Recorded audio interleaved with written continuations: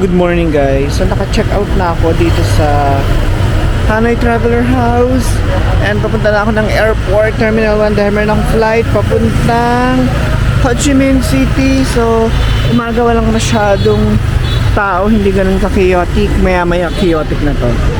Okay, so i-navigate ko using Google Maps. So mamaya na ako magte-take ng videos. Pumunta na muna ako sa bus stop para makamura. It's only 45,000 Vietnamese lang ang pamasahe papuntang Terminal 1. Okay guys, I made it to the bus stop.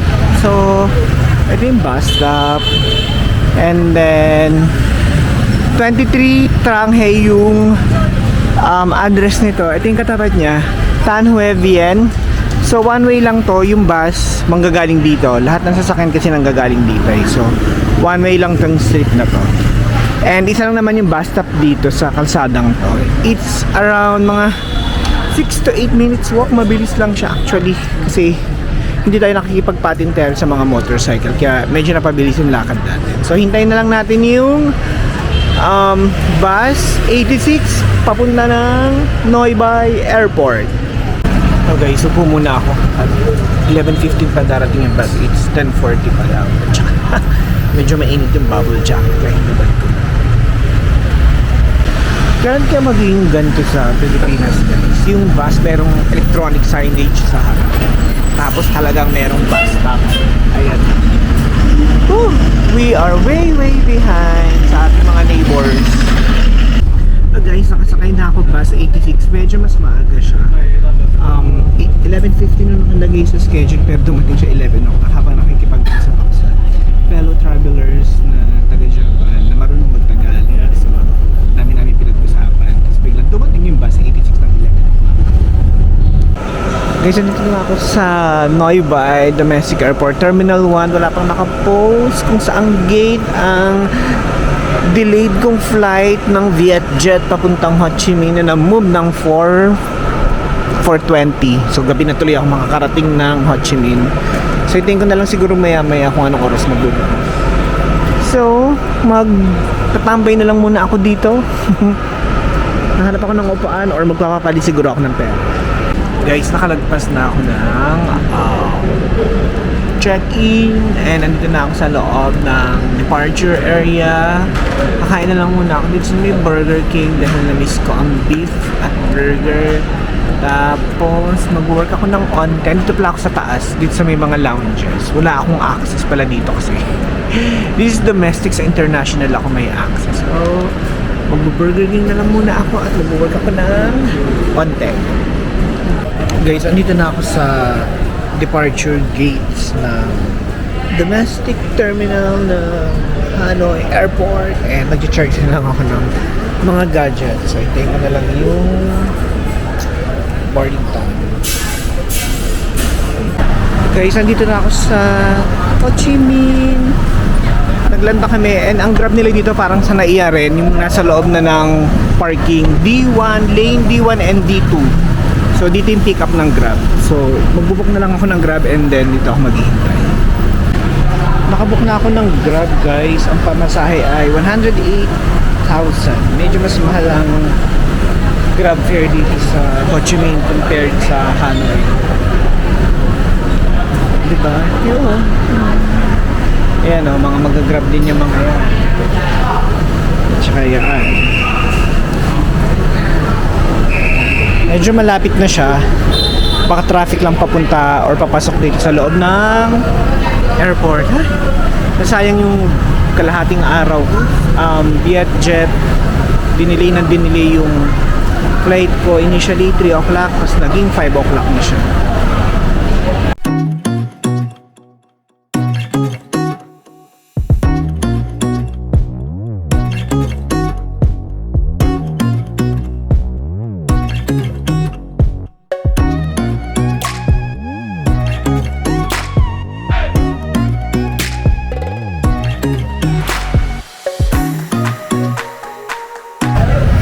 Guys, nakapag-freshen up na rin ako. Amoy baby na uli tayo.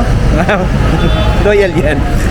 Oh, tapos, yan. Ito yung tapat ng accommodation. Kung hindi kita, 9 hostel and bar. So ngayon, tinanong kay reception kung saan daw masarap, kung saan masarap kumain ng pho. Ang nirecommend niya is pho Kyun. Ay, ano yung pagkasabi ko? Pho Queen. Pho Queen. Ayan o, Pho Queen. Ayan. Pho Queen. So, 9 minutes walk lang siya and 24 hours siyang bukas. So, pupuntahan na natin siya. Hopefully, tama yung direction. Wala naman siguro mga snatcher dito sa Ho Chi Minh. Oh, ayan o. Massage. Later. Thank you. Foot massage daw. Later na lang. Hindi, or sa mga huling ano pa. Okay. Tapos medyo kamukha rin niya yung Hanoi, yung outside old quarter. So ganun ang itsura niya. Ay, Danang. Kamukha niya yung Danang. Kamukha nito yung Danang. Ganito rin yung vibes sa Danang. Tsaka yung kalsada, ganyan, building, ayan, punong malalaki. Yun, sige, 9 minutes walk going to the Pho Queen. Pho Queen. Tatanong ko bukas kung merong New Year countdown. And yun, pupuntahan natin. Okay. Kakaligo ko lang, pinagpapawisan na naman ako. Kato ng peg natin ngayon. Okay na rin to, di ba, tiped? Ay isa mag-grab bike tayo, grab bike. Parang mas mahal yung pamasahe dito sa Ho Chi Minh kesa sa Hanoi. Okay. Ano na lang naman 4 minutes didiretsahin ko lang daw to itong street na to. Yan. Mukha namang safe. Diyos ko na. Naman sana tayo madisgrasya dito. Mahablot ang ating cellphone na pucho-pucho. 2 minutes na lang guys, tapos merong park dito. Ayan, medyo madilim. Pero may park. Diba? At least pwedeng tambay-tambay pag walang ginagawa. 1 minute. Parang nakikita ko na siya at parang ang daming kumakain. Pero sige, andito na tayo, ilalaban na natin yan. Gugutom tayo So, Pho Queen. Pho Queen. Yan, so mamaya, ay eto na nga siya. Maraming kumakain guys. Kaya siyang nirecommend dun nasa reception pero sige, okay lang. Pho Queen. Kainan na natin yan. Are they stopped? They are stopped.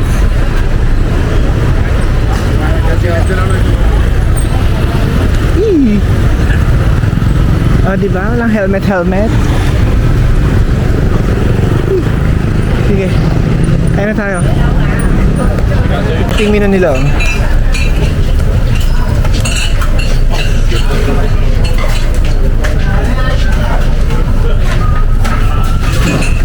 Hi, one. And bottled water. Bottled water. Yeah, one. Okay, so hindi naman sila generous sa gulay, di ba? Ang dami.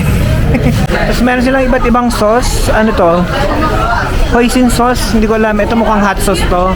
Ito, I think this is patis. Fish sauce. And then this is vinegar and then may chili. Makita ang gulay.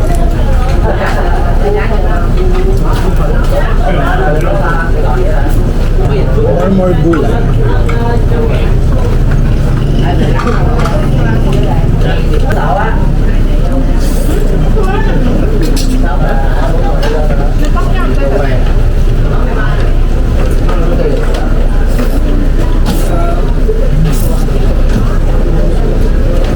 Ito parang lasa ng gulay, mamink-mink. Mga veggie yung lasa. Okay, so yan ang total bill ko. 93,000 para sa isang bowl ng pho and bottled water. Pero masarap siya, oo. Mas masarap siya kaysa sa kinainan namin ni Ayo dun sa Hanoi. Ayun, hahanap muna ako ng convenience store. Bibili ako ng water. Ay, ito. Ito, medyo lively. Ano kaya to? Sana meron 24 hours convenience store dito. Meron akong nakita mga pharmacy eh. Mainit dito guys. Sa Ho Chi Minh, it's 27 degrees. At saka maraming trash. Ayun. So, nagpapawisan tayo kahit hindi na tayo magsuot ng jacket. Carry na. Dahil hindi naman ganun kalamig. And ito na si Circle K. Ayan na, si Circle K. Oops. Ano ba ito? Dito kasi yung mga bus stops eh. So, bili tayo ng tubig dito. 750 ml Lavi, 12,000 dong. So, parang 25 pesos, ganyan. Buy 2, take 1. O di, tinake advantage na natin. Total, malakas tayong uminom ng tubig. So, ay, dito nga ako maglakad sa park. Para naman ma-feel natin tong park na to. Or tambay-tambay tayo dito. Kung meron dito. May lake. Kaso baka malamok. Ano pa? O diba? Tsaka may dog. Ayun, dog. Ayan, may mga benches, tambayan, di ba? Walang pulube. Cha! walang namimigay ng ano, ng sobre, ng ampaw. Ayan, oh. Ay, dito muna tayo. Upo muna tayo dito. Ay, dito muna ako. Papahinga. Kaya pa ako naglalakad eh. Okay, so bumili ako ng banh mi sa isang nagtitinda dito sa kalsada. Oh, ganda yung masarap. Yung ganyan yung gusto ko. Yung banh mi niluluto sa parang ihawan. Ayoko nang ino-oven. Kasi dun sa Hanoi, niluluto sa oven eh. Ito ay 40,000. So, tikman natin kung masarap. Magandang tanghali mula dito sa Ho Chi Minh, Vietnam. Yun. So talagang hindi na ako gumising ng maaga guys. Dahil gusto ko makapagpahinga. Ngayon, New Year's Eve, December 31, pupuntahan ko na lang muna yung ibang tourist attractions dito sa Ho Chi Minh. Tapos, take ng pictures. Unahin ko yung Saigon Opera House. So, it's 20 minutes away from sa accommodation ko. So, lalakarin ko na lang siya. Pagdating naman kasi dun sa Saigon Opera House, tabi-tabi na yung mga cathedral, yung Nguyen Hue walk, kung nasaan yung cafe apartments, at malapit na rin yung Bentan Market. So, ayun. Ang init dito, parang 20, ilang degrees ba? Ang mga nasiguro ano to, 28, 29 degrees. So, nakakamiss ang Hanoi at Sapa sa ganitong weather. Okay, so lalakarin ko na lang dito. Ayan, ang dami mga motor. So, may dala akong backpack, may dala rin akong payong in case umulan or tumodo ang sikat ng araw. So, hindi tayo mangingitim ng bongga. Pero saan tayo tatawid? May pasok sila, 31. Sisipag naman itong mga students na to. Okay, let's go. Oh guys, nangangalahati na tayo ng lakad. And ito, may open space. Ayun yata yung Bitexco building. Ayan oh, yung kanilang iconic sa kanila. Si Kuya naman ang babangga eh.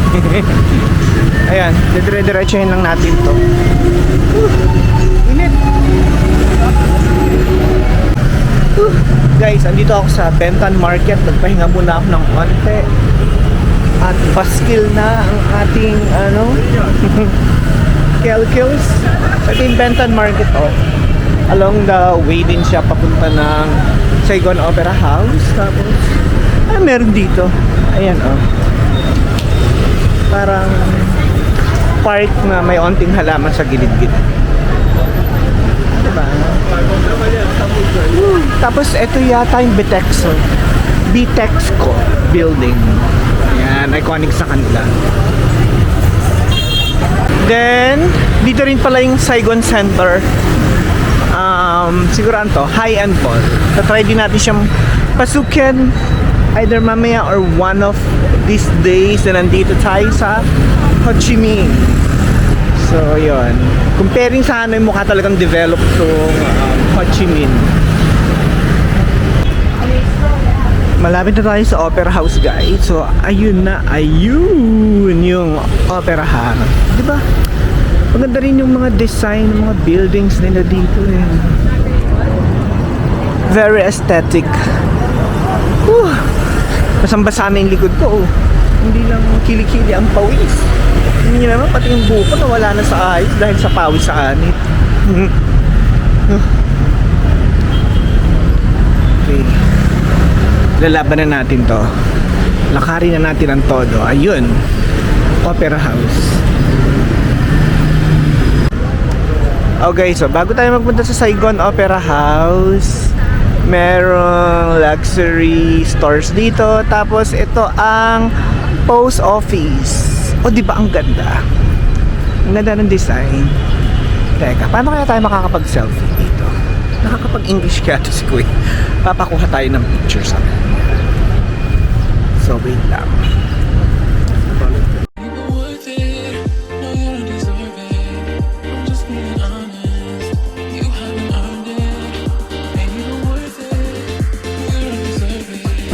Guys, oh, ito na pala yung statue ni Ho Chi Minh. Solo traveler, hindi ko pa naman dala yung tripod ko, nakakainis. Dapat pala dinala ko na lang. Ang hirap tuloy mag-take ng picture. Okay, sige. Oh, guys, oh, may nag-ask pa sa akin na foreigner na magpapicture. So, ganun tayo, mukha kasi tayong accommodating. Char. So, ngayon, ang hirap mag-take ng picture mag-isa. Punta na lang muna ako ng Opera House. Okay, since malapit lang din siya dito, pupuntahan na natin siya kahit struggle ang magkuha ng picture. Itong ano na to, siguro I think ito yung kanilang business district, Central Business District. So lalakarin na lang uli natin kahit tayo pawis na. Babalik na lang siguro tayo ng accommodation mamaya and then maliligo, tapos mamayang hapon na lang ulit tayo lalabas. Okay. Ay, ito na yata si Saigon Opera House. Hindi, parang hindi. Joke time. Wait lang, sige, lakarin ko na lang uli. Hindi na ako mag-Google Maps, kaya ko to. Guys, itong lugar malapit sa Opera House, I think ito yung posh area dito sa Ho Chi Minh. 5-star hotel, mga luxury brands na hindi tayo papasok for today's video. Tapos eto na si Opera House. Ayan. So tama ako kanina. Siya na yung si Opera House. Nandun nga lang ako sa gilid. O, diba? So magandang kuhanan siya dito sa front. Kasi saan tayo tatawid? Bukas ako magbubuk ng ganyan. City bus. Sightseeing. Ay, pababa na sila. Dito. Ito dadaan. At ayaw pa umalis ng bus na to para tayo makakuha ng picture na maganda. So, ang nagastos ko para sa araw na to ay wala pa. Ang pamasahe, 0. Sightseeing, free rin, 0.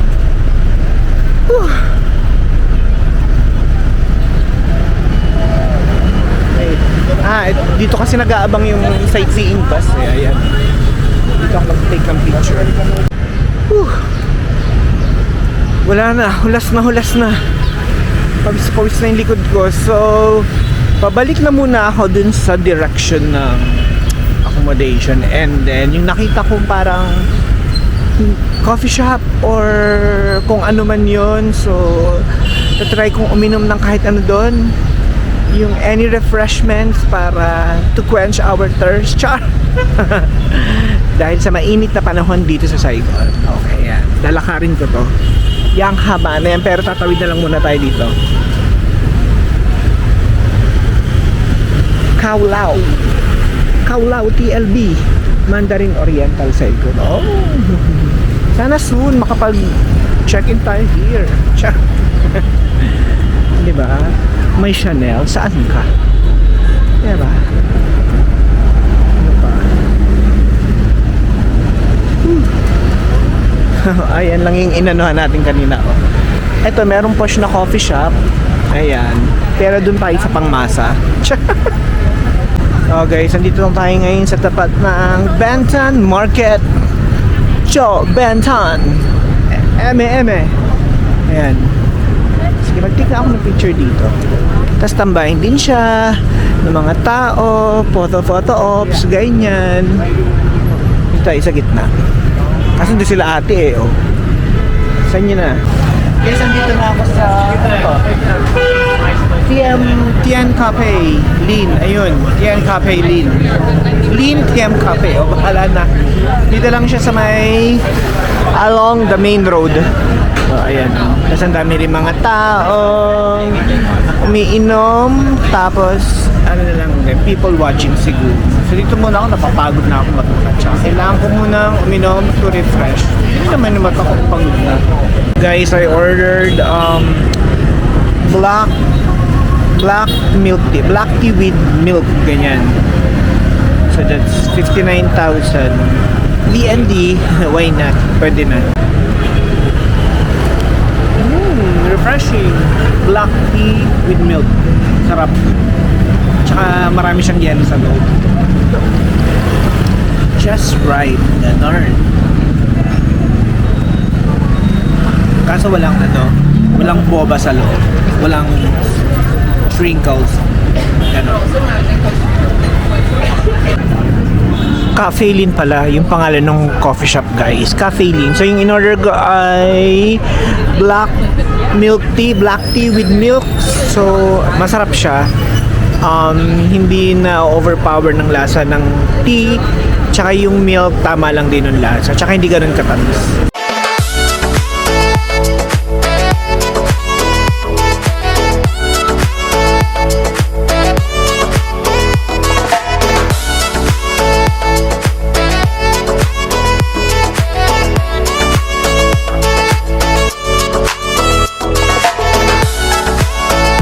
Ito yung Nine Hostel and Bar. So, siguro andun ako sa ayun, yung may bintana doon. Tsa!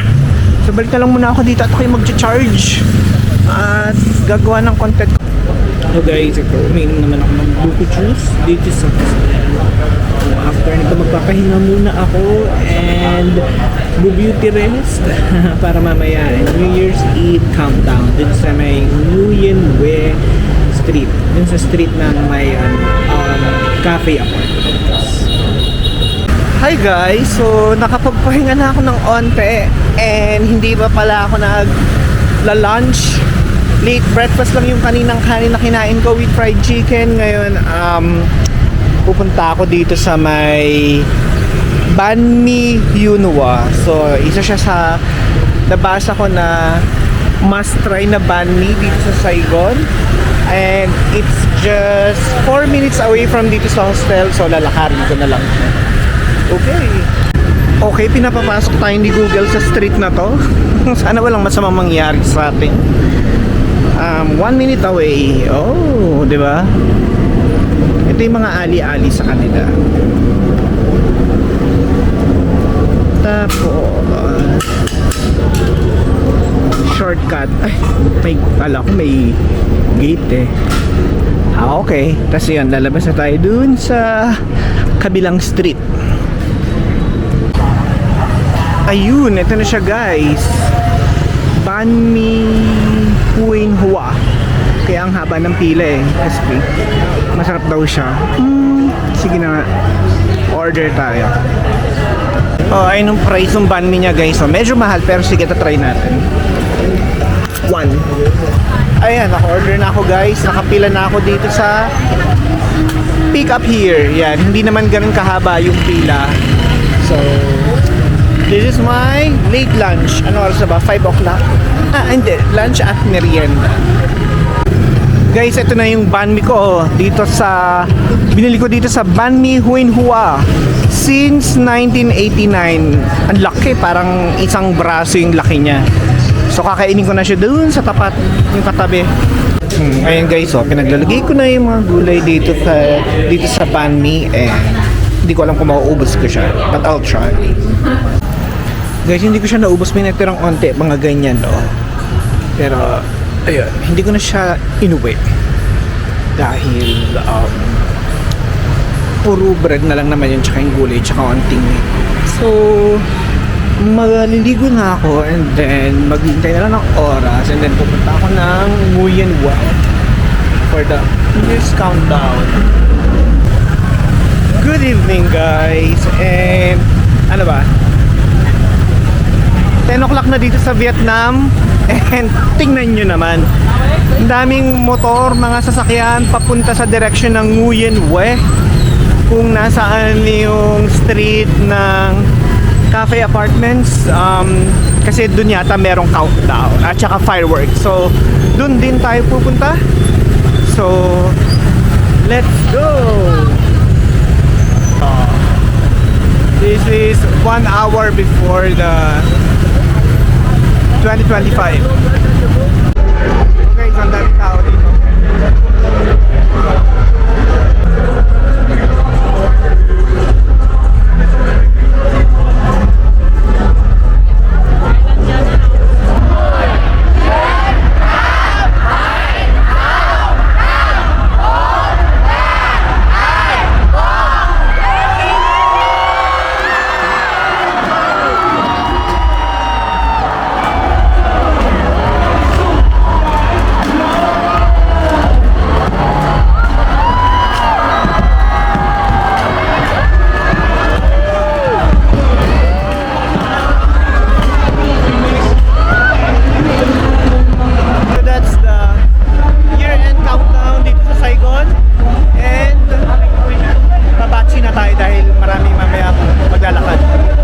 Guys, ayan, walk na tayo. Papalik sa accommodation and nandito na tayo sa may Bentan Market. Ayan, at least ito kabisado na natin kung saan to. So, didire-diretsunin lang natin papunta doon. Then, we are good kasi kailangan natin tumawid. Sige, tawid tayo dito. Dito. Guys, nakatawid na ako dito sa may Bentan. Chaotic ang pagtawid. Kailangan magaling kang sumabay sa mga tatawid katulad dito. Sasawid tayo dito.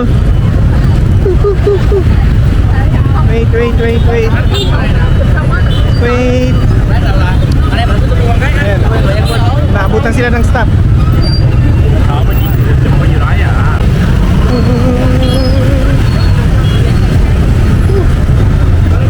Yes. Stop. Then dito naman another uwian na sila guys. Hindi ganun kalapit yung accommodation natin pero pwede naman siya walking distance sa shock stand tayo tatawid. I need someone na may kasabay tumawid. Ayan. Just today. My God.